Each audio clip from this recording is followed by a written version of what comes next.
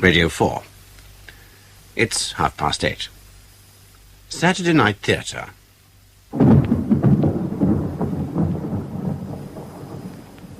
Daniel Massey as Lewis Harper in Everything is Thunder by Michael Robson. With Anthony Newlands, Patricia Gallimore, Gabriel Wolfe, Sheila Grant and Hugh Manning. Everything is Thunder.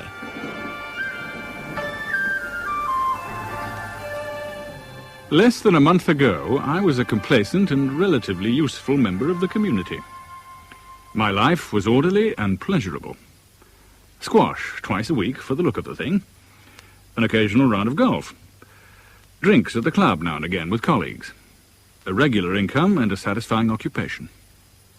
At 40, I was a man who might not go very far, but I'd gone far enough to meet my never too outlandish requirements. Then, one Monday afternoon in April, I was summoned to the managing director's office. Louis, come you in. And sit me down. Oh, yes, of course, yes. Had coffee, eh? I have. Cigarette? Not just now, thanks. I see. Well then, you intimated in the pub on Friday that we should have, a basis for discussion today. Absolutely. I do wish you'd sit down, Alec. Making me jumpy, all this pacing about. Sorry. Yeah, I've been totally preoccupied the entire weekend, didn't sleep a wink. The Triton merger? That and concomitant problems. Problems? But this is what you wanted, isn't it? A clear field of operations, with your one contender safely amalgamated? Yes, well, that in itself, of course, is fine. Then why the hangdog manner? Well, it isn't quite as simple as I'd hoped. Oh, come on, you never expected it would be simple. In, taking over Triton, we're obliged to take on 3 of their admin staff as directors of a new parent company. Oh, that is a bore. I can see that. It's also expensive, exceedingly costly, I must tell you. What else are you trying to tell me? Merrick, of Triton, has pretty well the same range and length of experience as you have, and to buy out Triton, we had to take on Merrick. And no alternative, I assure you, though we haggled for days. And I'm expected to work with Merrick. Alec? Merrick brooks no rivals. I don't believe it. I don't believe it. You're giving me the push after 18 years? He has contacts we need for our continuing health. This is the golden hand. Louis, you're only 40. You have incomparable experience of merchant banking. You're fit, you're single, you're well-liked. You'll fall on your feet. We've voted you a 15,000 quid farewell, tax-free. If you'll clear your desk by Friday. I'm sorry, old Scott. I really am truly, desperately sorry. But there was no alternative. Thus, my decline began. In a large office overlooking Lombard Street. A decline from merchant banking through emotional lunacy to flagrantly dangerous actions. And yet, looking back, I don't see how I could, or would, have acted differently. It was a letter that started the rot. My dear old Louis, so you've got the boot. I've had no better news all year. You were becoming such a grey old devil, I began to wonder if you weren't slowly turning into a letter of credit, a piece of collateral shoring up Threadneedle Street. Anyway, you're finished, and you're free, and you're on the loose. So, of course, you must come and see us. Let there be no delay. Weather in the Auvergne this time of year is chancy, but a damn sight better than your London street. Mary's is already preparing scandalously expensive food, so you must stay at least a month. We shall expect you yesterday. All love, Charlie and Mary's. Charlie and Mary's own and run a small vineyard near Longogne, by the headwaters of the Allier. The wine's usually indifferent and often repulsive, so they make a steady loss most years, but they don't give a damn. They're living the life they enjoy, and Mary's private income ensures they'll never go short of a crust or a pillow.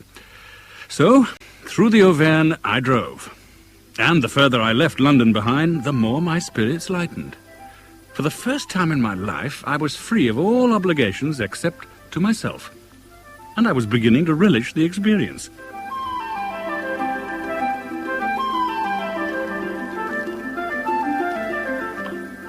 When was he last so damn debonair, Marion? You're certainly bearing up better than we expected, Louis. Maybe it was a necessary evil, this dismissal of yours. Easy on the garlic, old girl. Huh? Louis hasn't got our peasant taste yet. Oh, this preparation is all directed towards a little dinner party in honor of your arrival, Louis. Oh, for goodness sake. We've invited two very charming acquaintances of ours. They have a little place a few kilometers away. They use it as a holiday retreat. Little place. A renovated chateau, no less. Oh, you do exaggerate, Charlie. Max has done it up very tastefully. There's nothing in the least ostentatious about him. This tasteful Max Van Lint, is one of your all-time megaton Swiss financiers. Where you and I think in hundreds, he deals in billions. Oh, he's handsome and amusing and distinguished and excellent company. Oh, you like him and Natasha. I know you will. Natasha, wife of the incomparable Max? Not wife. Oh. Chum, shall we say? Oh, don't be absurd. She's his lover. Just look at her face. Will you just look at her face? The Gallic salaciousness of it. Maurice is delighted to know that a 55-year-old like Max can still run a mistress like Natasha, who can't be a day more than 30 years his junior. Well, doesn't matter. He looks after her beautifully. He adores her. Adores? It's not adoration, my pet. Obsession, perhaps? Oh, why be so gloomy and mysterious? Natasha's just about the most beautiful girl any of us has ever seen. So, of course, Max is protective. Why, you, Charlie, you positively crouch at her feet whenever she comes here.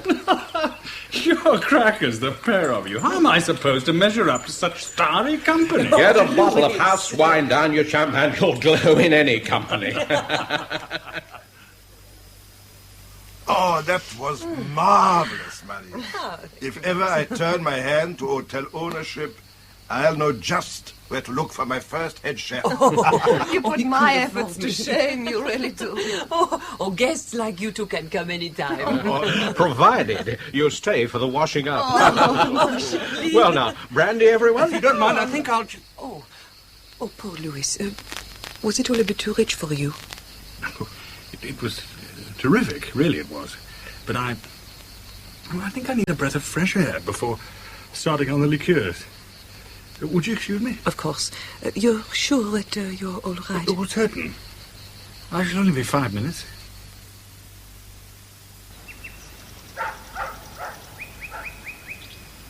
Louis. Here. You were expecting me. I hoped you'd come. A long time ago, over 20 years ago, two friends and I went on a walking tour of Scotland. By the time we reached the northwest coastline, the weather had turned against us. For 3 days, we saw nothing but rain. We felt nothing but rain and wind and occasional raw gusts from the sea. We were soaked and dispirited. We thought of abandoning the whole project and grabbing the first train back to England. Then, it must have been around 4 o'clock in the afternoon, the clouds began to lift. The sun shattered us. It was an intense white dazzle. We stood on this moorland track, wincing, quite unable to look ahead. After the storm, the smell of the earth was fierce, but aromatic, like the first fragrance of the east. We'd been cold and hungry and drenched, but we forgot all that. I heard Richard draw in his breath and say, "I don't believe it." 50 yards away and looking out to sea was a great stag, motionless. Where he'd come from, heaven knows. How he hadn't seen us. We felt locked in a terrible enchantment. I thought my heart was going to burst. Are you always as intense as this with people you hardly know? What matters is saying it when it matters. What do you know about me, really? I know that I want you more than any other woman I've ever seen. But why? Why me? If you hadn't been aware of his intensity, you'd never have come out here to be with me. It frightens me. Frightens me? I don't want to be responsible for... What? It's very clear you have an image of me which bears no resemblance to the reality. This is all summer lightning. You won't discourage me. But I have to. I have to. Because of Max? I've got to see you again. No. Tomorrow morning. Can you be free around noon? The auberge in the village. Chez Michel it's called, I think. I'll find it. Is this what you really want? You can't deny what's already happened. Tomorrow, then. At noon.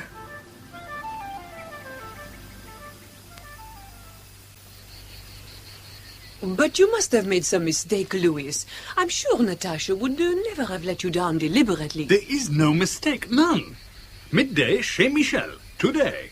Natasha said so herself. I was there from 11:30 to 3 o'clock. No Natasha, no telephone call, no message, nothing. Oh, it's bizarre. And I should have thought uncharacteristic of her. Perfectly obvious that Max was behind it. But she's not his wife. She's not his prisoner. You're very much in love with her, aren't you? Oh, it's preposterous. Last night, Charlie said that Max was obsessed with the girl. I took it with a pinch of salt. Then I saw her, and immediately I was obsessed. And I've been stood up, and I'm humiliated and hurt and angry. Look, these are all the symptoms of adolescent... But I'm 40 years old, and I should know a damn sight better. Why are you feeling so sorry for yourself? You have everything to offer an intelligent woman. 6'2" and 13 stone, with a commercial mind and the appearance of an aging athlete. The only athletic thing I've done in 20 years is lift a pint of beer to my mouth. Oh. All right. You're a has-been, so forget her. I say, steady on, old girl. I will not steady on, Charlie. Now, if he loves that girl, let him fight for her. Now, if he can't be bothered to make the effort, then let him shut up and contemplate his garden. But I will not have this childish self-pity, not in my house. Oh, good God, here's Max in the limousine. Ah, well, Louis, now you can find what you want to know, d'accord? She didn't turn up, Louis? How extraordinary. Before I left, she was full of excitement at the prospect of seeing you again. When did you leave? Oh, about 10:30. And you got back when? 4-ish. And she was there? She was packing. Packing? She'd quite suddenly taken it into her mind that we must go immediately to Los Angeles. But why? We're supposed to be having dinner with you on Saturday. Natasha is a creature of violent impulse. When the mood's on her, there is no stopping her. It's easier to fall in with her whims. So, when are you leaving? Tomorrow. Tomorrow? I'm so sorry, Maurice. We'll have to make up for this crise de neuf when we get back. Whenever that may be. Louis! Oh, Louis, there's a letter for you. For me? Natasha? Isn't that her handwriting?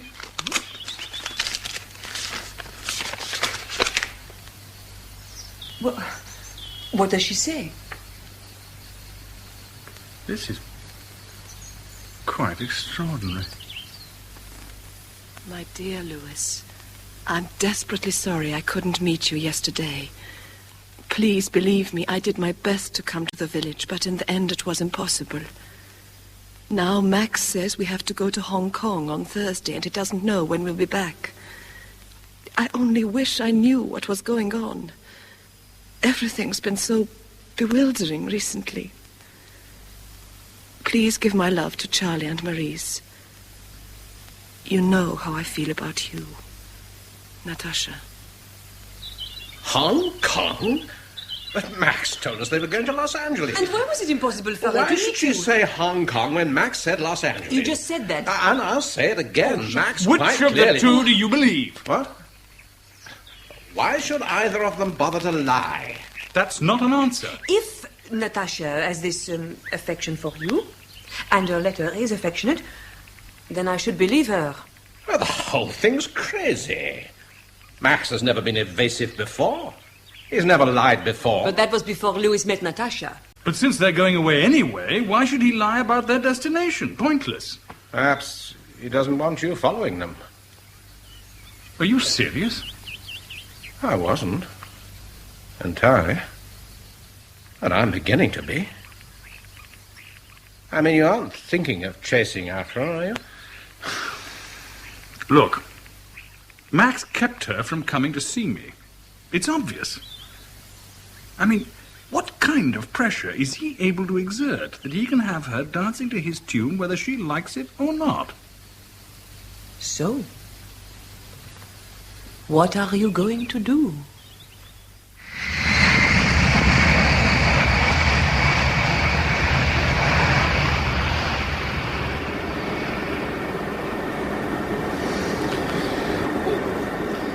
You're lucky. You slept for 2 hours. Slept like a baby since takeoff. Oh, God, have I? Fancy a drink. You'll be feeling pretty dry now. What a good idea. Steward, what's it to be? Champagne? Beer will do admirably. Couple of beers, please, Dick. Coming up, Mr. Waring. You're a regular then on this flight? To Hong Kong? No, not really. But I'm with British Airways, as it were. Ah, but you know Hong Kong. Oh, tolerably well. Your beers, gentlemen. Thank you. Ah, yes. Yes, I reckon almost anyone who spends a month or more in Hong Kong can get to know it tolerably well. Small place, the island. This your first visit?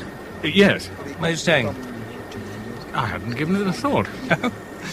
Well, no problem this time of year. Easy to get in most of the hotels. A business trip? Not really. Just curious, I suppose. Will you be staying long? It depends how long it takes to satisfy my curiosity.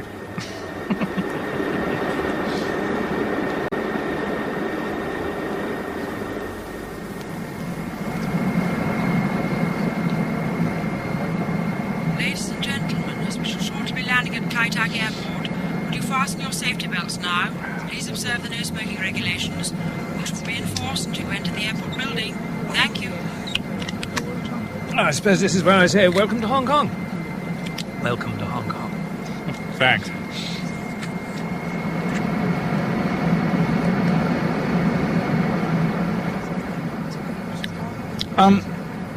Look, I don't want to trespass on your time, but I wonder if you could advise me. At once, steer clear of gambling, stick to the celibate life, learn to enjoy using chopsticks. What I had in mind was more a matter of information. And since you're with British Airways, you might be able to help. Try me. A couple of friends of mine arrived in Hong Kong yesterday, I think. Is there any way of finding out from your people if they did arrive, and if so, where they might be staying? As to part one, no problem. They keep records of arrival for 3 months. In part two, I can have a word with the immigration people. Place of stay is always to be entered on that little white card you hand in. Will it involve you in a lot of work? Nothing that a couple of whiskies won't put right. What are your friends' names? The man is Max van Lint. I-N-D-T. Travelling on a Swiss passport, I imagine. The girl is called Natasha Arabin. I'm not sure what passport she carries. Van Lint. Van Lint, her name seems familiar. Isn't he a big wheel in the Cornelius consortium? I've no idea. All I do know is that he's a heavy figure on the international banking scene, though he keeps it very quiet, and I believe his headquarters are in Geneva. Must be the same fellow. It makes it easier, too. He's certain to have had VIP treatment from start to finish. They'll know all about him at Kai-Tak. In any event, what you'd better do is this. Once you've cleared customs, go to the airport bar, and I'll join you as soon as I've run your influential buddies to earth. Chinese cause we put Hong Kong is an island 10 miles long, but the whole world knows Hong Kong through a girl named Susie Wong. Refugees came in. Waring, I'm here. I'm feeling the humidity already. How'd you get on? Passengers Lint and Arabian arrived yesterday and gave their destination in Hong Kong as the Mandarin Hotel. The Mandarin Hotel. Is it easy to get to? Sure. At the moment we're in Kowloon. Take a taxi. It'll go through the tunnel, Hong Kong side. The Mandarin's well known. You'll have no problems. This is marvellous. Let me buy you a drink. I'd love to join you, but something's cropped up. I'll have to deal with it once. Then let me give you dinner one evening next week. I'd enjoy that. Here's a card. You can always find me or leave a message for me there. Foreign Correspondence Club. That's the place. You look me up when you're ready and we'll put the nosebags on. Sorry to dash like this, Harper, but you know how it is. Bye.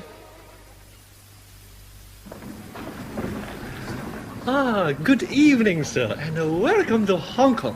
What a very welcoming place it is. Sir? I'd like a room for a week. I haven't made a reservation. Thank you, sir. For a week. That's right. Oh, and incidentally, could you let me have the room numbers of 2 friends of mine? They booked in last night. Certainly, sir.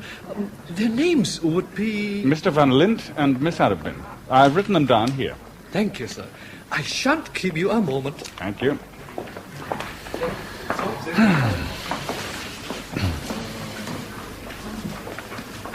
Sir, you sure your friends were booking in here and not at the Furama or perhaps the Hilton? No, the Mandarin, quite definitely. I'm sorry, sir, but neither of these people has booked in, nor did they make a reservation and cancel That's it. impossible. They gave this hotel as their place of residence on their immigration cards. Then they must have changed their minds very suddenly, sir. By 9 the following morning, I'd made a list of all the principal hotels in Hong Kong and Kowloon. And from then until 11:30, I rang every one of them. No one had heard of Max or Natasha. Now, this was absurd, frustrating, and increasingly mysterious. They were here, quite clearly, on this tiny rock in the South China Sea. But how to find them amongst 5 million people? I had one hope, one contact only, and I had to use him. I had no idea why Waring was being so extraordinarily helpful to me when he was clearly a very busy man indeed. But I was prepared to grasp at any straw, however ambiguous it might eventually prove to be. So I left a message for Waring, and later that day he telephoned me and set up a meeting at the Foreign Correspondence Club. Now, let's get one thing straight this evening. You're my guest here, and under rule, guests can buy nothing except cigarettes. Oh. Down your beer and tell me what's in your mind.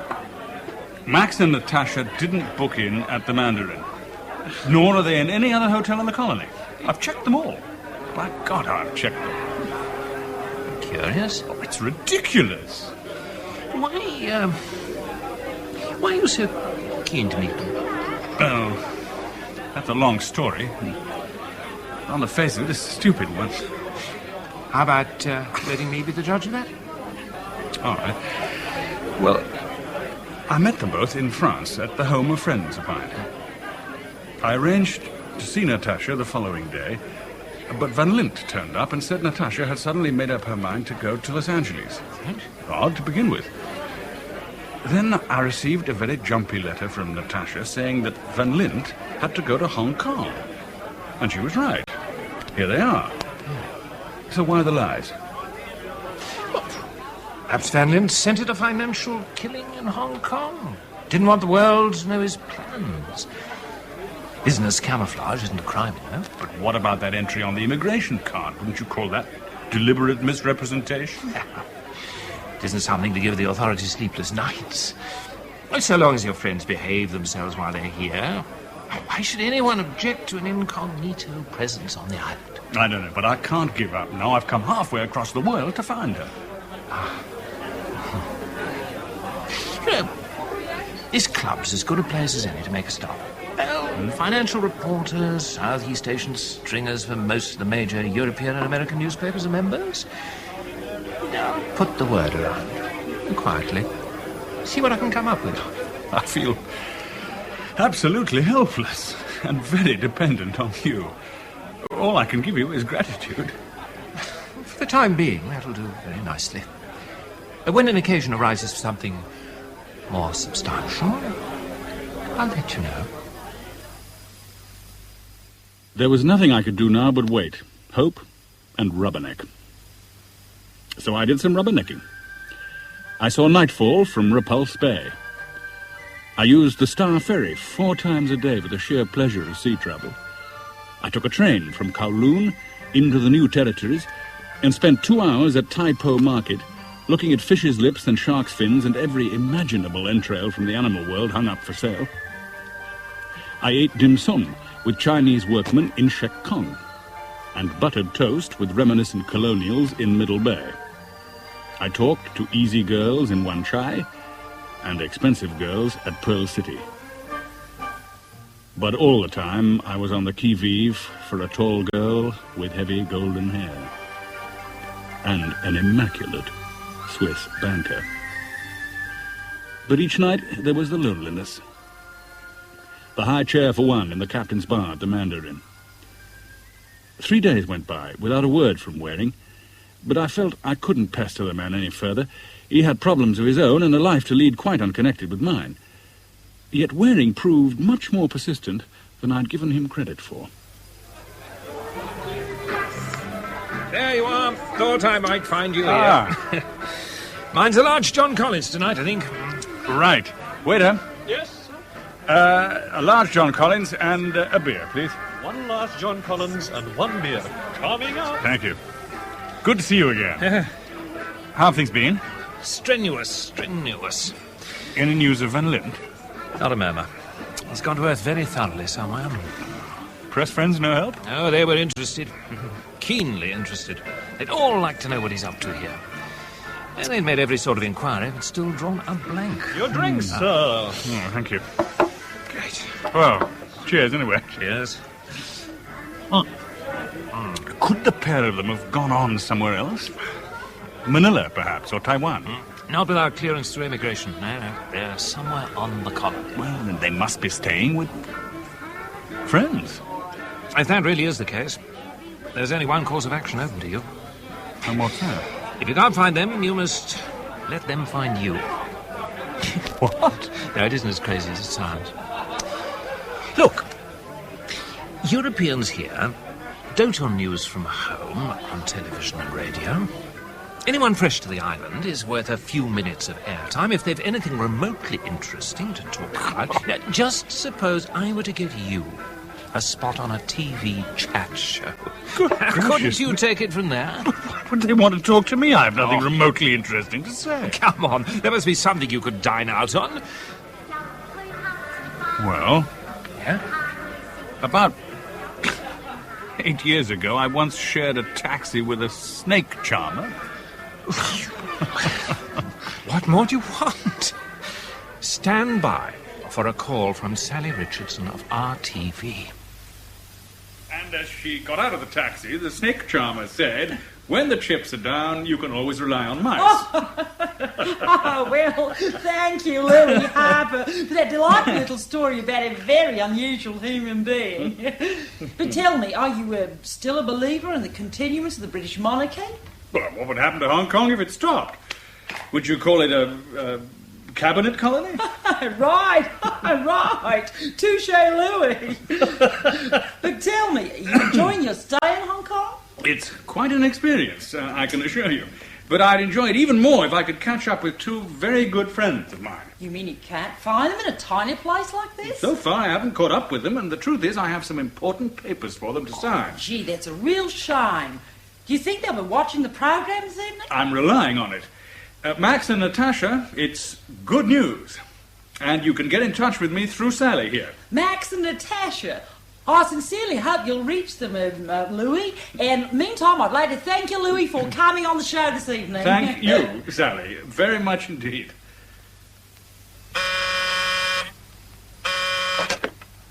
Room 412.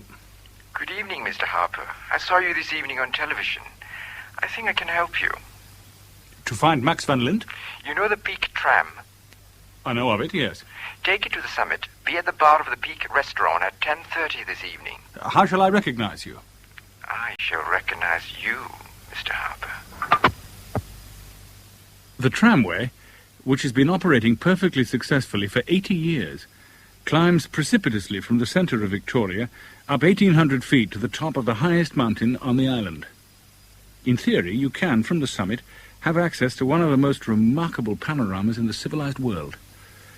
In theory. But that night, as on so many nights, the peak was entirely covered with cloud.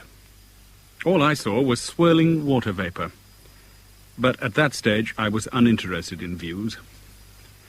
The restaurant was almost empty. A few dispirited visitors picked at their food and stared glumly out of the windows at the oppressive banks of clouds. I went to the bar and ordered a whiskey. I was getting tired of waiting at bars for someone to contact me. Mr. Harper? Yes? My name is Choi Seng-chin. We spoke half an hour ago. Would you care to join me over there? Thank you. 夫妻，别不讲哦，即刻嚟。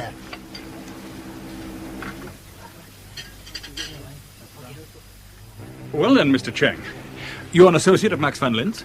I can tell you how to find him. When can I talk to him? Tonight. You've moved very fast. The show didn't end till 7:30. As you've probably realized by now, Mr. Van Lint isn't anxious to have his whereabouts generally known. With you, it's different. I gather you're a friend of his. An acquaintance? More than that, surely. Well, does it matter? I want to talk to him. He evidently wants to talk to me. How do we meet? When you finish your drink, take the tram down again as far as the Bowen Road stop. Get off there and wait. Someone will take you to meet your friend. Bowen Road? That's right. Take your time. I'm leaving now, but I paid for your whiskey. Au revoir, Mr. Harper. It's been a pleasure to meet you. Thank you, Mr. Cheng.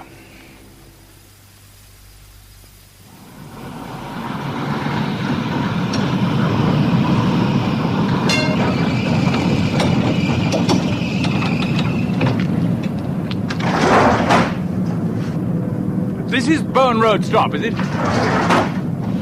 Oh, thank you so much.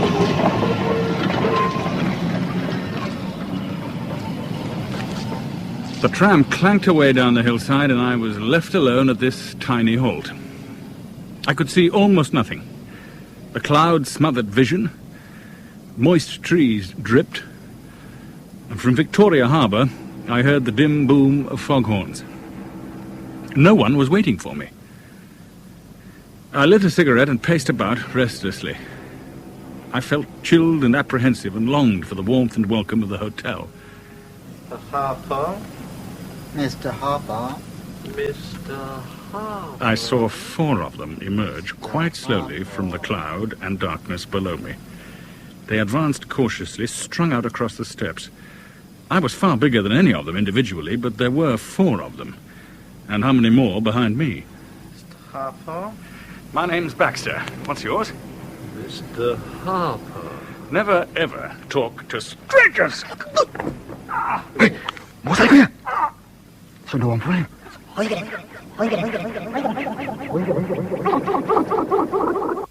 It's Murray again, Harper. Murray. Well, now, it could be worse, I suppose. The doctor tells me you can leave the hospital today. Or at least they didn't rob you, and the hospital certainly will. No, you're a great comfort, Inspector. Nothing like a broad grin at someone else's misfortune. Well, you're alive, aren't you? All your teeth intact, no bones broken. What's a black eye and strapped ribs to a fellow your size? Very painful. Yeah, I appreciate that, and we're doing what we can. Now, according to you, the man behind it is this Max van Lint. And we've had no more success than you in finding him. And we have to proceed cautiously, you understand, because we haven't proved he set those thugs on you. But you do accept a likely connection. Naturally. And when we find Lint, as we will, we shall be asking him a whole lot of questions. Now, in the meantime, tell me about this contact man. What do you call himself again? Choi Sang-cheng. Ah, well, it's like looking for a Bruce Smith in Auckland. This man was about 35. Heavily built, well-dressed, horn-rimmed spectacles, thick dark hair, gold ring, gold fillings, gold watch, hideous shoes. Hideous shoes? Like something you'd see the adulterer wearing in a French farce. Party-coloured, patent leather shoes clash with everything else he was wearing. So, that's Mr. Fix-It. Now, what about the bully boys? It was dark and cloudy, and I was too busy trying to kick them into the harbour to see their faces clearly, and they were too busy knocking me down. Did you hurt any of them badly? I may have done. I was angry enough and frightened enough. But it was all over very quickly. I really couldn't tell you what damage I may have done. Now, what's clear is this. They worked you over very carefully. Anything really serious, and someone might have shot them. Anything less, and you mightn't have got the message. The message? Well, if we accept there's a tie between Lint and the shindig at Bowen Road, then he's telling you in the most direct way possible to keep out of his hair. Who is it? Waring. Ah, come in. Rumour has it you've been brushing with the triads. Oh, rumour was right. You look a ruin. Thanks. I need all the encouragement I can get. I knew you'd see it that way. What's all this about triads? The triads, the tongs, if you like, are illegal Chinese secret societies. They're into everything from drug running through prostitution to protection rackets. Judging by what Murray told me last evening, one of the triads was approached to work you over, and they seem to have fulfilled their contract very prettily. Thanks very much. I gather you believe Van Lint was behind it? Who else could it be? Who else would beat me up but not rob me? And I was carrying quite a lot of cash at the time. It's an attractive premise, certainly. It's going to be almost impossible to make it stick. Lint, if it was Lint, would be working through 2, 3, possibly 4 intermediaries when he put out the contract. And you don't get too many informers within the triads. They know the penalty for knocking to the police. You seem extraordinarily well informed about the Hong Kong underworld. It's common knowledge. But I'd say you were lucky. They could have maimed you for life if they'd wanted to. Meaning next time they will, unless I keep out of Van Lint's life. I should have thought so. Wouldn't you? The whole thing's a scandal. Have I offered any threat to Van Lint or Natasha? Yes, well, presumably he has his reasons for wanting you clear of his area of operations. What reason? What possible reason? Well, you are, or were, a successful merchant banker. A Lint into the same bag, albeit on a much larger scale. How's he to know you're what you say you are, and not some troubleshooter from the International Monetary Fund? Are you serious? Well, ask yourself this. Would it be a feasible proposition from his point of view? And first of all, you turn up in a remote vineyard in your van, and whom should you meet but Max Van Lint? And next, within a brace of shakes, you're arranging a private rendezvous with his mistress. Could it be to discuss Lint's financial schemes? And thirdly, you travel hotfoot to Hong Kong after him when he's told you he's going to Los Angeles. And you publicly blow the fact that he's on the island in a popular television show. I mean, from his way of thinking, you're either a God's fool or a very assiduous investigator indeed. And what do you think? What does it matter what I think? You offer no threat to me. The whole thing's got utterly out of hand. All I want is to see Natasha. Yeah. Well, meantime, what are you intending to do today?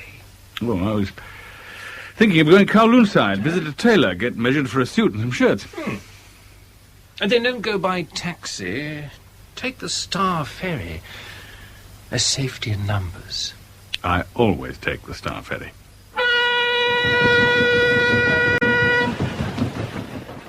So, once again, I was heading for Kowloon. Not so much to kill time as to annihilate it. My face was still swollen and sore. My ribs still hurt me. But that particular day, I was just glad to be out in the harbour, under a mercifully cloudless sky. Then,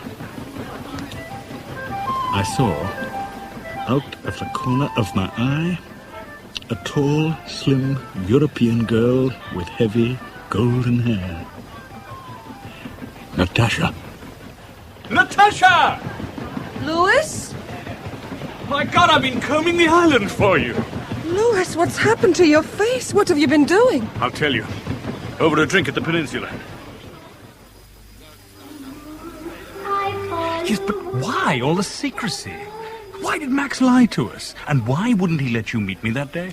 It's so difficult to explain. Well, the least you can do is try. Oh, it was quite obvious to Max that night that you and I had... that we suddenly had this tremendous thing going for us. He was jealous. You can understand that, can't you? That still doesn't explain... You don't know anything about Max and me, do you? How could you expect to understand? I could try, if you'd let me. I'm sorry. I didn't mean to snap like that. Why are you so jittery? What? Nervous. Tense. For the past 8 years, my way of life hasn't been conducive to restfulness. Always travel, always variety, always business. Always the sense of things happening behind locked doors in remote and ambiguous places. What hold has Max got over you? Hold? Don't echo me, answer me. Why do you stay with Max if life with him is so unsatisfactory? I don't want to talk about it. What else is there to talk about? That's at the heart of the matter. I first met Max 8 years ago through my father. I believe Max put money into my father's business when no one else wanted to invest. Max was just at the rough end of a divorce at the time, and I suppose he found me agreeably different from his recent wife. And I was flattered. Who wouldn't be at that age? He's handsome, distinguished, charming. And rich? You must try not to be bitter. I didn't know you then. Yes, of course, he was rich. He gets richer all the time. To satisfy society, I was taken into his entourage as social secretary. A useless term for a banal occupation. I could neither type nor take shorthand. All I had was my presence. And you were lovers by then? Not for a long time after his divorce. Max is curiously fastidious about certain things. But eventually, yes. Why hasn't he married you? Natasha? It's all very complicated. I'm prepared to listen all day, if necessary. You'll have lunch with me, of course. Of course. But I'll have to make a telephone call first. To Max? A call to Max? No, to a friend. A girlfriend of ours in Kowloon. She was half expecting me for lunch, but I'd much rather stay with you. Shan't be a moment. And she didn't come back. She didn't come back. Once again, I was stuck at a bar, ordering drinks I didn't want, looking at my watch and waiting for Natasha. I waited for half an hour, then left a note with the bartender with my telephone number at the hotel in case Natasha eventually did go back there. Waring, what the hell is going on? She had every intention of having lunch with me before she made that telephone call. Presumably to Van Lint, and not to the girlfriend in Kowloon. Who else could have changed her mind so suddenly? It has to be Van Lint. And I still don't know where they're staying. Van Lint's manipulating her, of course. I get the feeling the whole time that she wants to break away from him, but can't. Or daren't? Well, the one presupposes the other, doesn't it? I think I shall have to contact the police. Would that be wise? Well, in the first place, you've got nothing to go to them with but doubts. In the second place, if Natasha is under some kind of duress, surely a lot of coppers scampering round is going to make matters far worse for her. I don't know. The whole thing's such a mess. Where are we going, by the way? To my apartment in MacDonald Road. You have an apartment here? Oh, company owned, of course. I asked a friend of mine to meet us there. Take your mind off things for a while. I think you'll like her. Good. That'll be the young charmer now. All right. I'm on my way, you impatient beast. Hello, darling. Hello, David. How have you been? Devastated till you arrived. Oh. Come and meet Harper, the unfortunate traveller. I've been telling you about Helen Lee. Louis Harper. Louis? How do you do, Helen? How do you do? Now, you must be extremely agreeable to her, Harper, because not only is she quite the most gorgeous girl the Chinese ever produced, but her old man's quite the richest chap in the colony, said. Oh, he always says that about me. Don't listen to a word of it. I said because it's true, and in a moment she'll blush. You're quite hopeless, David. And if you go on like this, I shall have to leave. You can't possibly leave, because that's what I have to do. Now, What? But I've only just arrived. Sorry, darlings, but there's a VIP due at Kai Tak in half an hour. If I'm not there to meet him, my head's on the platter. I'm sure you'll get along beautifully without me. Helen, you know what to do about the keys and things. Bye now. Well, is he generally like this? Sometimes. But I'm sure you know him much better than I do. I've known him for rather less than a week. But he spoke of you so warmly, I assumed you were a very old friend. Oh, listen, do let's sit down, Helen, would you care to tell me precisely what David Waring does? He's He's with British Airways. So he told me, but in what capacity? I've no idea. Something fairly grand, I should imagine. He lives rather well, really. Indeed he does. And he seems to be on intimate terms with every influential person in Hong Kong. Oh, he is. But it's a small place, you know. People keep telling me that. Would you like a drink? Not for me, thank you. But you go ahead, please. You never drink? I'd like to, but it makes me ill. Actually ill. So I don't. Well, then, let me give you dinner somewhere. Are you hungry? Not really. Neither am I. Why don't we just talk? What a very refreshing girl you are. Thank you. Well, what should we talk about? Why, you could tell me what you're doing here for a start? I see. Well, it's not going to mean anything to you. But I'm looking for two people. A girl called Natasha Arabin and a Swiss financier by the name of Max van Lint. Van Lint? Max van Lint? But I know that name, I'm sure of it. My father's mentioned him. Louis, if it's all right with you, I'll ask around a little. My father's fairly communicative with me when it's a matter of business.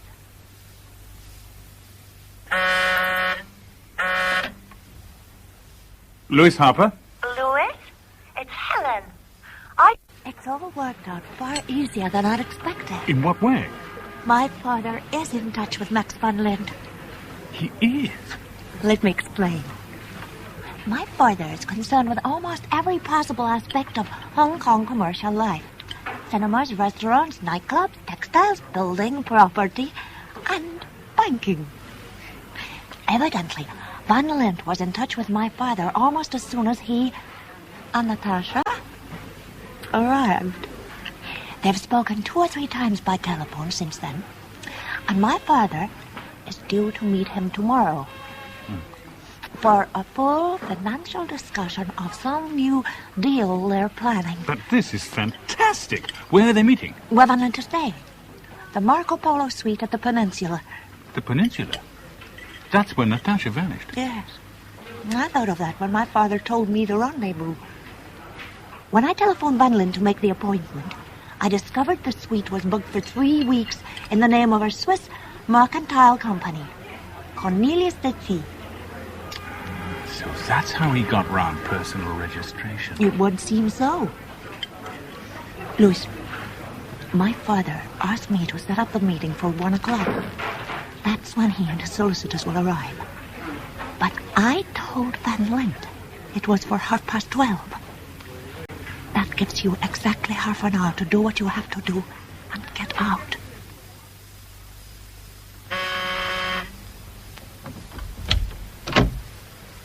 Sir? I'm representing Mr. Howard Lee. I have an appointment with Mr. Van Lint. But a meeting is for 1 o'clock, sir. Tell Mr. Van Lint I'm here. My name's Harper. Harper. Very well, sir. Would you please wait? Harper, my dear fellow, come in. Good to hear from you again. So, you finally made Just what the hell has been going on? Do take a chair, Harper. Where's Natasha? In the guest room. She'll be here presently. How much did you pay Choi Sang Cheng? You have me at a disadvantage. Choi Sang Cheng. The man who set the bully boys on to work me over. The fact remains that you're here. Discolored, perhaps, but persistent. What am I going to do with you? Let Natasha go. Let her come to me. You'd accept her? Oh. Would you accept her? I wonder if you knew her half as well as I do. Both of you see virtue in nuance. You revel in obscurity. For a reason. What reason? Louis, you can't fail to have realized that Natasha's a complicated and highly strung girl. She's given to sudden flights of fancy, passionate attachments, and equally fierce withdrawals. She's also inclined greatly to dramatize herself and her circumstances. She hasn't yet succeeded in establishing a stable personality. Given your lifestyle, who could? I have no such problem. Well, you've had the time. You're 30 years older than she is. I like you, Louis. You have an integrity I admire. Oh, for God's sake. No, I mean it. What did Carlyle call Robespierre? The sea-green incorruptible. You are also a sea-green incorruptible, as I certainly am not. As Natasha sadly is not. Hello, Louis. I'll leave you to it. Natasha, my dear. Natasha? It doesn't get any easier, does it? To stand me up once was understandable. Just. Twice is unforgivable. Oh, Louis, the same pressures were brought to bear. If you don't want to see me again, why not say so and have done? Because you know that isn't the case. Just what is the case? Please, try not to be angry with me. I can't bear it. When you're angry, I want to cry. And when I cry, I can't talk sense. But I am angry, more than angry. Furious. With me? Only with me? With whatever's making you behave as you're behaving. Have you no mind of your own? My mind is very much my own, but my loyalties are divided. You've seen too many B pictures. Oh, Louis. Is it a straight choice between Max and me? If only it were. Looking beautiful and tragic isn't going to help any. Without your decision, the whole pack of us are condemned to a life on hot bricks. And I know who's been doing most of the sweating so far.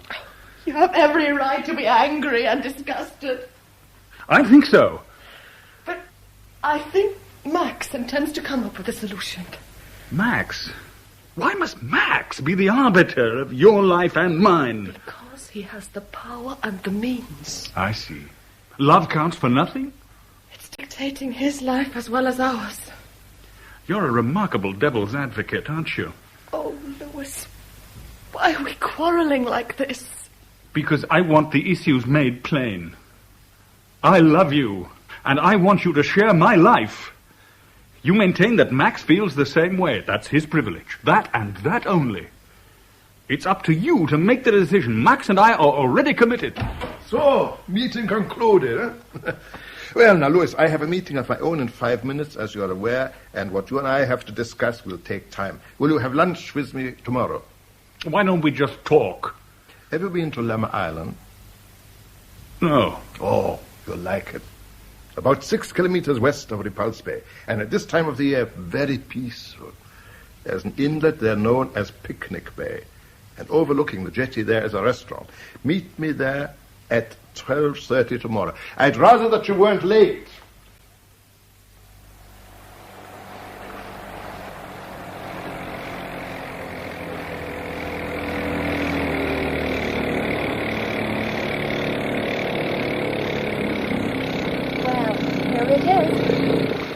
Here's the jetty. It looks far from secure. What time is it? 12:15. Good, you're early. I wanted to get here before Max shows up. Anywhere he can be, I can be earlier. I think I'd better go now, Louis. What'll you do? I shall take the motorboat round the promontory, well out of sight, and have lunch in Locktow village. When would you like me to come back for you? 3:15, 3:30? I'll be waiting here at 3:30. And, Louis, be careful. It's very good of you to do all this for me. I want to help. Oh, God, what a mess. What an absurd mess. Thank you, Helen. You're a very dear person. So are you. See you. See you at 3:30.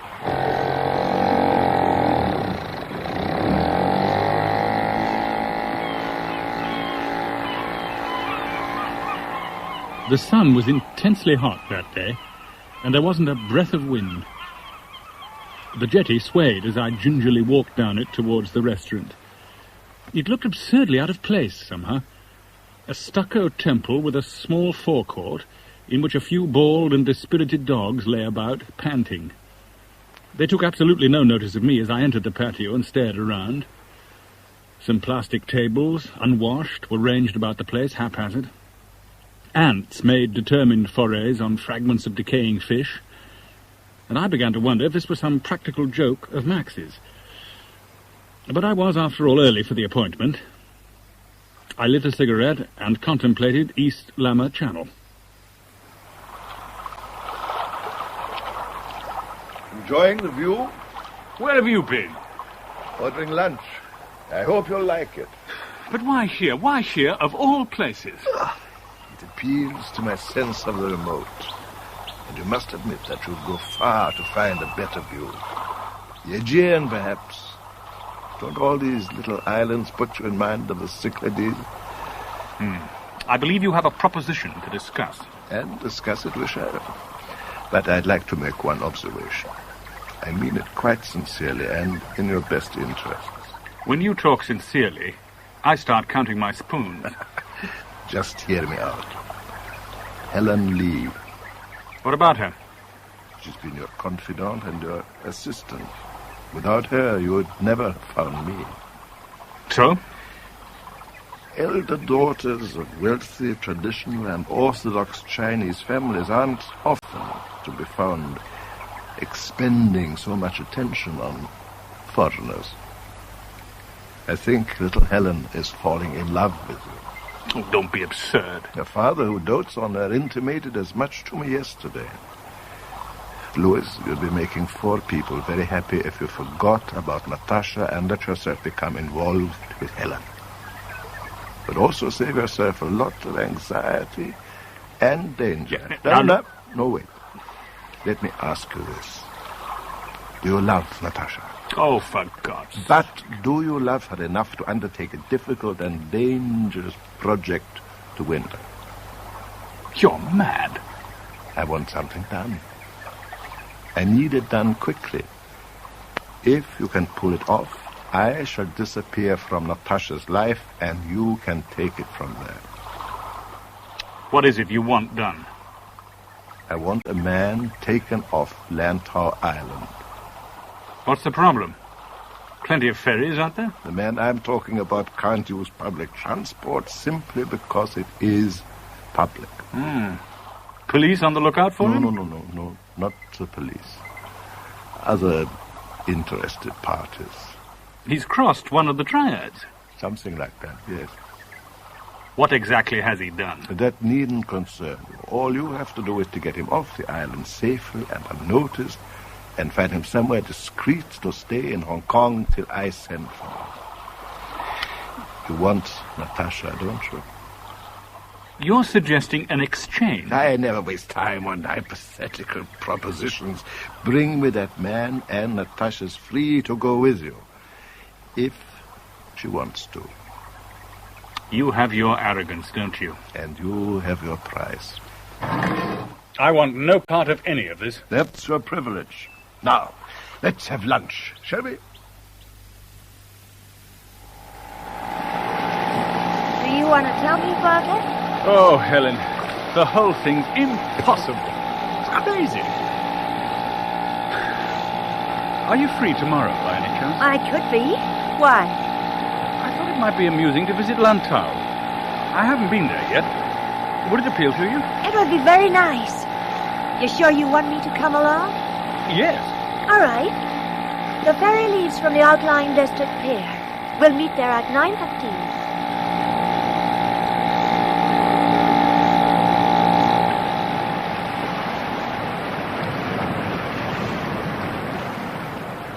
So my shabby misadventure began, with deceit and guilt padding at my heels. Lantau is the largest island in the colony, about twice the size of Hong Kong, but it's sparsely inhabited. The ferry put in at Silvermine Bay, and we hired a car and drove southwest along the only metalled road. We hit the coast again at Changsha, then drove up into the mountains to Po Lin Monastery. Helen was in high spirits. I tried to echo her mood, but the thought of what lay ahead was too bizarre and depressing. There. What do you think of the monastery? Is it always covered in cloud this time of year? Often, but not always. Are you ready to eat? They do a marvelous vegetarian meal here. Louis? Oh, I'm sorry, I was... You were thinking about your meeting with Max von Lind. Oh, Louis, What kind of trouble are you getting yourself into? I can't get you involved in this. Well, can't you at least tell me what's upsetting you? I want to know. It's weird and unlikely, but the situation is this. I have to get a man off this island. And it's possible I shall have to run the gauntlet of one of the triads to do so. You can't be serious. I'm afraid I am. But why? For the sake of Natasha Arabin. Oh, I see. You must love her very much to run such horrible risks for her.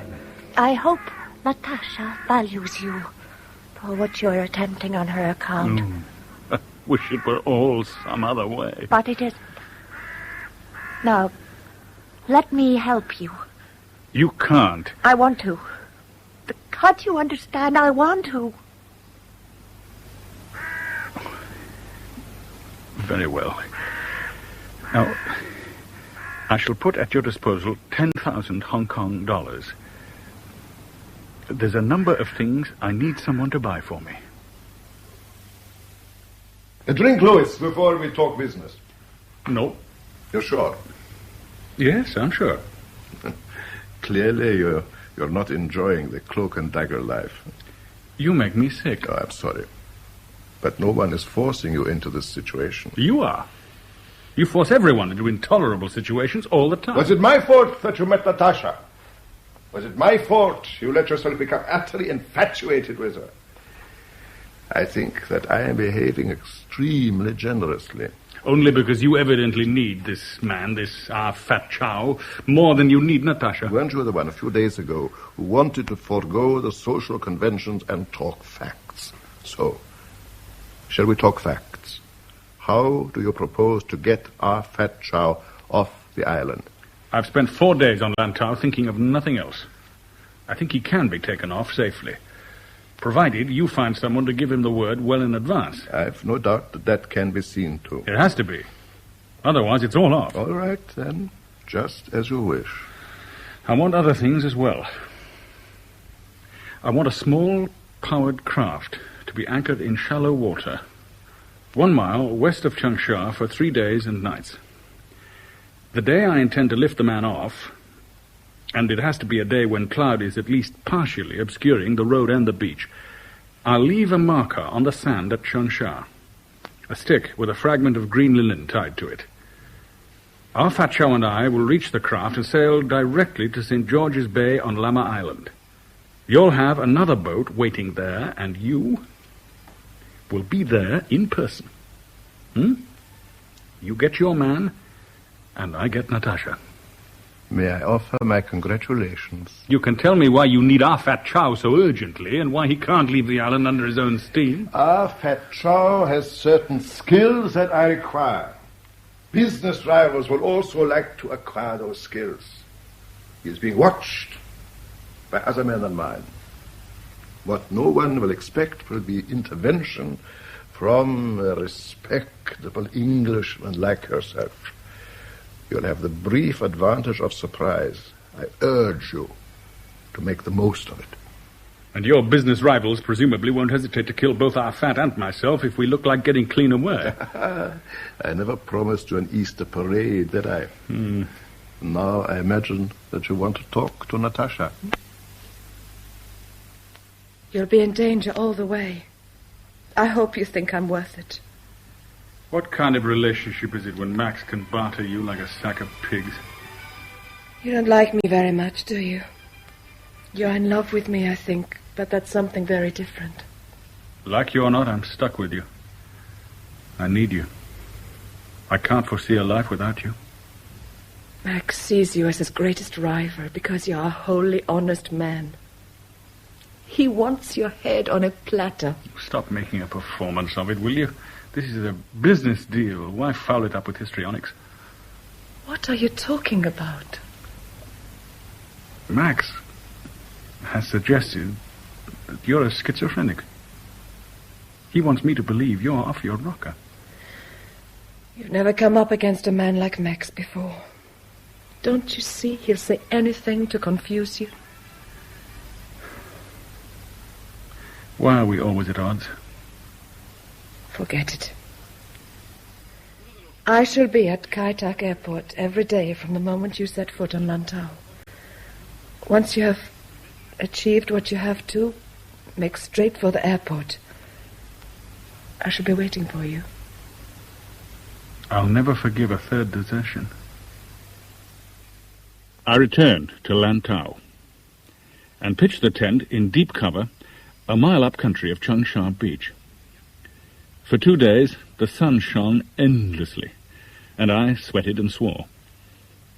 The third day dawned more promisingly. Dark clouds already covered Lantau Peak, a mile from where I lay in hiding, and the clouds were descending fast. I broke cover and drove off in an old van Helen had obtained for me. When I reached Changsha, the visibility was fairly poor, and I was certain no one was observing me. I placed the marker in the sand and drove off fast. I left the van, well camouflaged, not half a mile away, then took to the hills once more. The clouds were very low now, and moisture coated my hair and eyebrows. Then the storm began quite suddenly, and everything was thunder. It was obviously building towards the mother and father of all cloudbursts, and if I didn't move now, I should have no visibility at all.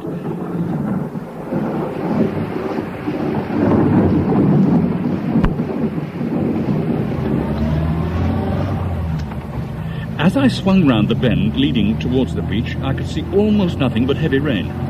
So heavy it seemed impossible that anyone could move in it. The clouds swirled low like dense fog. I slowed the van to a crawl and moved on. Then, a drenched figure lurched across the road in front of me. Off that, Chow? Yeah. Get in. Quickly, get in.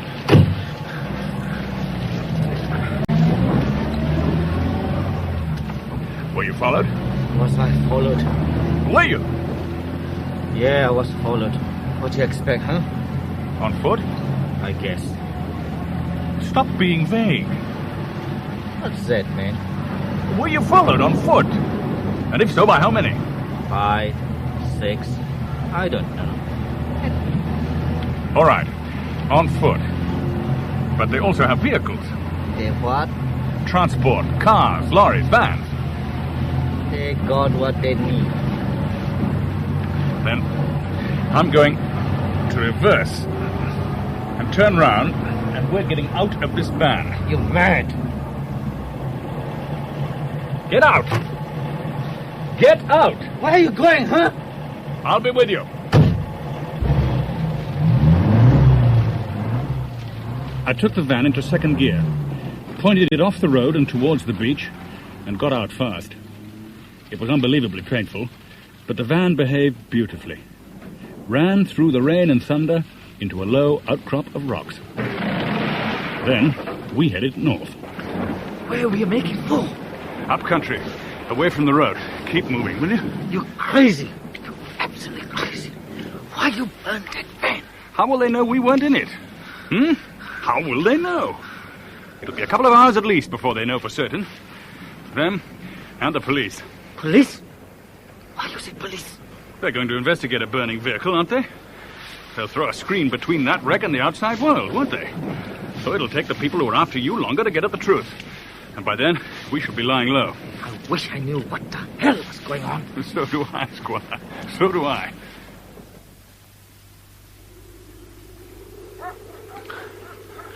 What's that? Huh? Dogs? Police dogs? Police? If the police suspect a triad was behind the wrecking of that van, they'll be out and about in force. It'll confuse whoever may be following you. But I wasn't reckoning on so fast to the action. Man, you're crazy. Wild. Police dogs. We haven't a plan. In 10 minutes, we'll hit a broad stream. We wade down there for a couple of miles and then move off northwest. A stream? Find a stream in this darkness, this weather. I spent 4 days here planning every step of the way. Now, will you move it?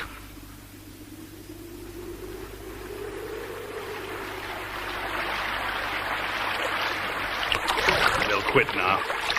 They won't start again till dawn. The police and your friends will be watching the harbours now. And tomorrow the helicopters will be out. This is all crazy, man. Everything's crazy to you, isn't it? Every little thing. You want to make this on your own? Do you? All right. So just keep waiting. We must have paid you a hell of a lot to take this risk. Who must? Chang. Who? Choi Sang Chang. Man about 35. Well-dressed, gold teeth, gold watch, gold cufflinks, improbable shoes. Yeah. Choi Sang Chang. Did you say he arranged all this? Must have done. So why didn't we live by that junk? The junk that was waiting for us by Chung Sha Beach. You knew about that? Yeah, I knew. Why wouldn't I? You're telling me that Choi Sang Cheng was your contact man for this breakaway? He pays guys to tip me off when to run for it. So why didn't we use the junk? Because if you could see a moored junk waiting for 3 days off the beach, then so could whoever's following you. They'd have cut us off long before we ever got there. Okay, so how we get off this damn island, huh? You'll find out. Now, listen to me. Have you ever heard of a man named Van Lint? What? A Swiss financier called Max Van Lint. No, man, I haven't. Why should I? All right. Let's just keep moving.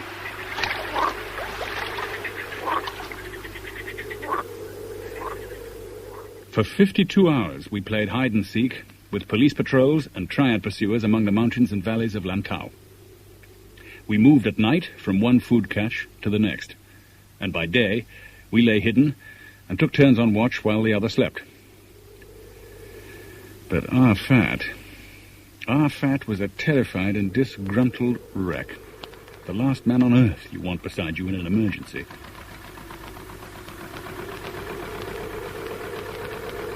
That village ahead.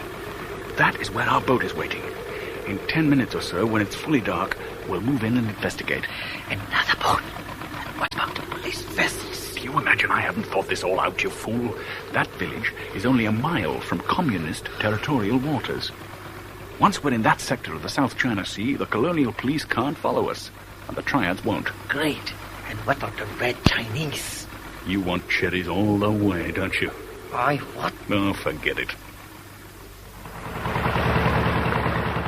Is he asleep now, Captain? Yeah.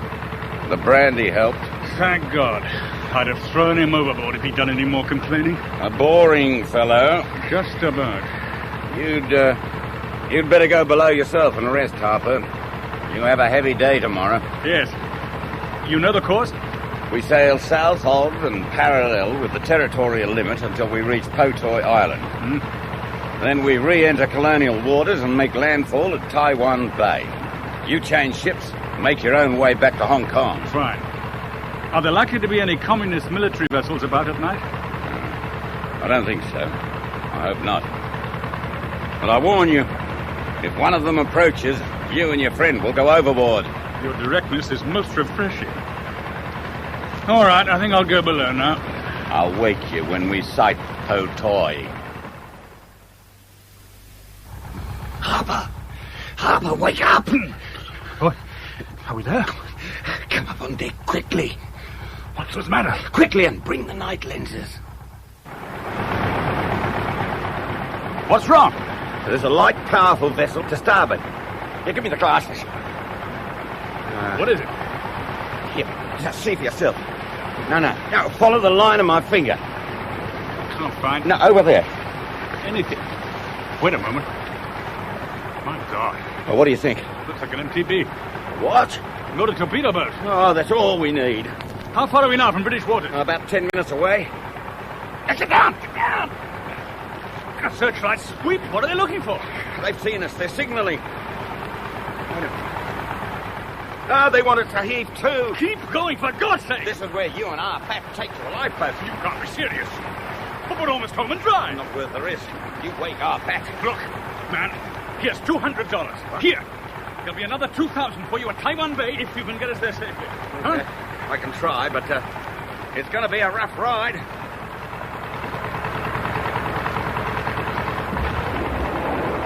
The maniac's shelling us. Oh, how observant you are, Harper. 3 or 4 more and he'll have our range. 3 or 4 more, he'll be shelling colonial waters. How will he care, do you think? How much did you say at Tarwan Bay? Was it 4,000? Come on! We must have passed 22 north by now. Tell the Reds that, will you, Harper?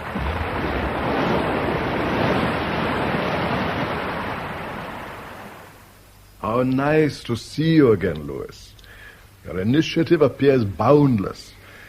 But why didn't you use the junk you requested me to provide instead of running the gauntlet of communist patrols?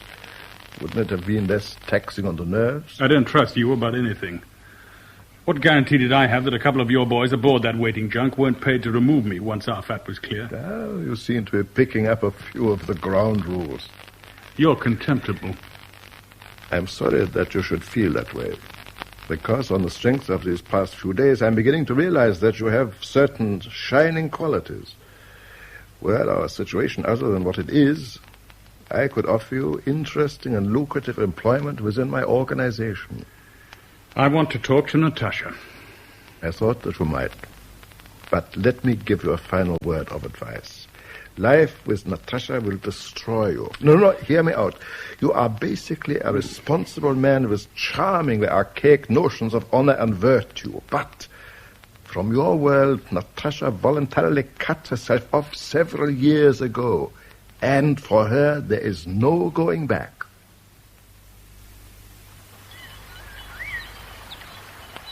You've been very quiet all afternoon. Are you sure it's what you want? To leave Max and come with me? Of course I'm sure. It's just... It'll be strange at first, that's all. Like suddenly getting a divorce, however much you've longed for it. Natasha, I haven't any of Max's financial resources. I'm 40 and I'm out of work. There'll be no glamour with me.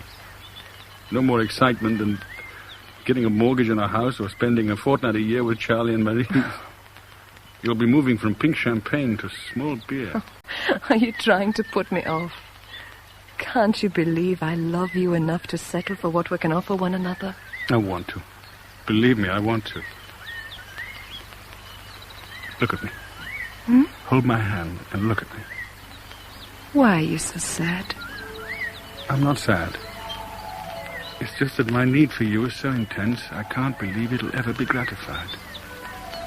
I just hope that if you feel anything like the same intensity, you won't ever become disenchanted when our lives settle into what's got to be, heaven help me, a pretty orderly routine.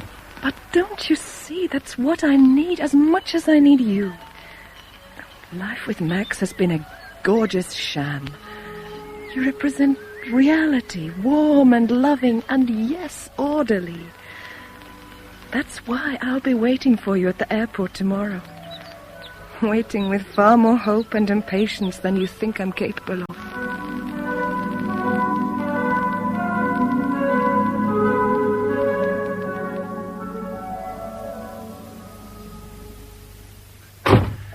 I'm glad you made it, Way. As you rightly judged, I'm curious.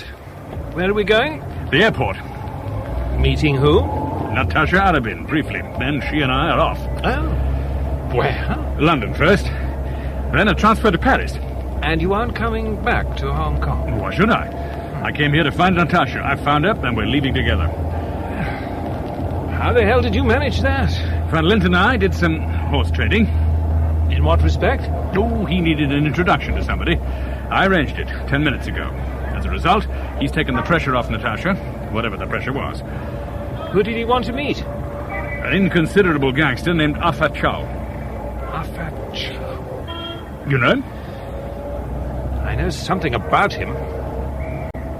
Louis, what exactly have you got yourself into? I fulfilled a business deal, that's all. Deal?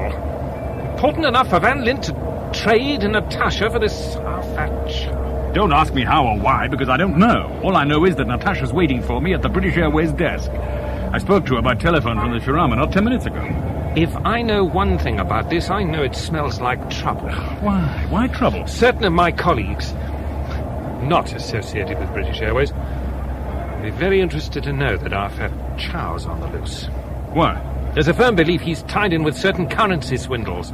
Look, where did he and Van Lint meet? At the Furama. Where did they go? Possibly back to Max's suite at the Peninsula. If I can trace an unbreakable connection between those two, I shall be a happier man. You've been very helpful. How gratifying.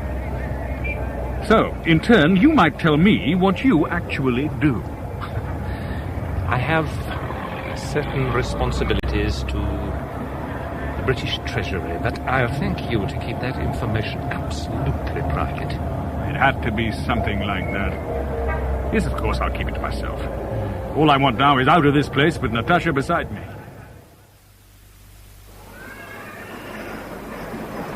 But where is she? In God's name, where is she? She's not here. She can't be. Or if she is, she's decided not to show. She couldn't have missed the announcements. Impossible. But she's crazy. I spoke to her not more than an hour ago. She was here at reception. Louis, your plane leaves in 10 minutes, and by rights, they should have closed the gates already. You expect me to leave without Natasha? If you stay on in the colony now, you'll be in deep trouble, I warn you. Trouble? Get it into your head. The girl has ditched you. Isn't that sufficient? She's always stood you up. Louis, you have everything to lose by staying on. Who are you? You've got to trust me. Our Fab Chow was bad news. Leave it at that. I mean it. You've lost her, Louis. Cut your losses and run. Go on, run.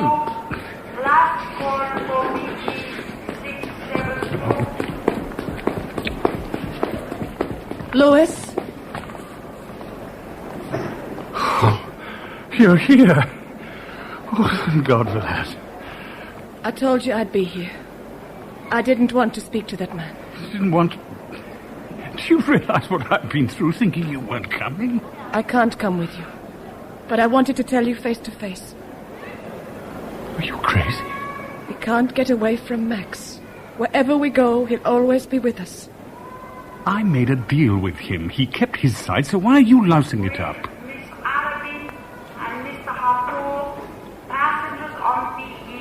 Natasha, this is our only chance. I can't live with those kind of shadows stalking us. You never intended to come with me. All right, I didn't. Ever. I used you because Max wanted me to. I don't believe you. We can't all be like you. I want you as you are. You never knew me.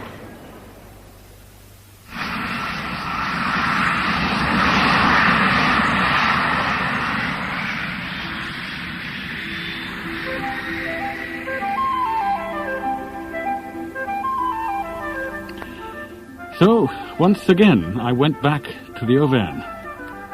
Back to Charlie and Marie's to lick my wounds. But this time, the wounds were deeper. It's an extraordinary story, Louis. Quite extraordinary. That's a word I've used once or twice to describe recent affairs. Oh, Louis, you're well out of it. That girl has fooled you far too often. But why? Why say she'd go through with it and then vanish at the last minute? I'm afraid it comes down to this. Max is an infinitely rich man, and Natasha's grown used to living with his kind of unbelievable luxury. She must have decided, however deeply she appeared to feel about you, that she couldn't give it up. She's worthless. Worthless. Oh, come on, Marie. But it's true. Isn't it, Charlie? What have I learned this past fortnight? To fall in love. To fall excessively in love at my time of life has brought me grotesque misadventure and unendurable heartache. I should have clung to my self-sufficiency. I shan't make the same mistake again. I'm not sure that's true. It was salutary. To know you could feel as well as think. You were becoming very complacent, Louis, but you didn't recognize it. However much it may hurt now, it's not inappropriate that you should have had this bouleversement. I'm sure of it. Oh, now, steady on, old No, girl. I will not steady on. Louis, you know we love you, Charlie and I, or I wouldn't be saying this to you now. You've had a good life and a soft life for 40 years. And what's happened? You fell for a girl who led you a dance and then let you down. That it all happened in exotic places and in strange circumstances doesn't alter the central fact. And it happens to almost everyone at some time in their lives. So, you should be thankful it happened now, and not when you're 50 or 60 and far less flexible. Well, Louis? I'm about to count my blessings. Oh, I'm not quite over the top yet. I have money in the bank and a flat in London I can call my own. I have good friends. Next week, I shall pick up the threads and go job hunting. It shouldn't be too difficult. Just once in my life, I've lived dangerously. Just once, I wagered far too high, and I lost. And that makes me a better man, a more fulfilled man, a more complete man. Perhaps you're right. But it hurts. Oh, Charlie. Marie. Oh, God, how it hurts.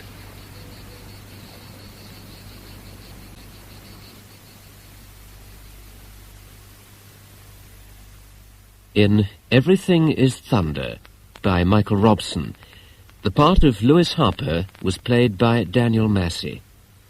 Max Van Lint by Anthony Newlands, Natasha Arabin by Patricia Gallimore, David Waring, Gabriel Wolfe, Helen Lee, Sheila Grant, Charlie Everest, Hugh Manning, and Marise Everest, Nicolette Mackenzie.